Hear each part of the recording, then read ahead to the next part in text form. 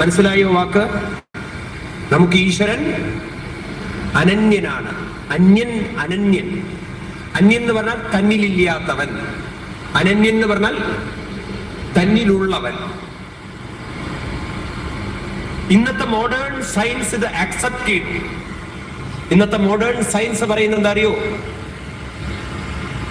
Anything it is there in the micro, it must be there in the macro. ഒരു മൈക്രോയിലുള്ളതേ മാക്രോയിലുള്ളൂ. ഇതാണ് ഫിസിക്സിന്റെ theory. ഒരു ആറ്റത്തിലുള്ള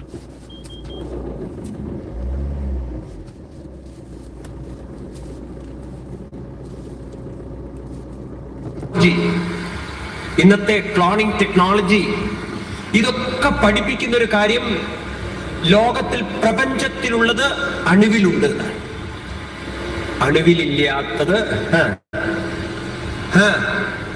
പ്രപഞ്ചത്തിലില്ല എന്ന modern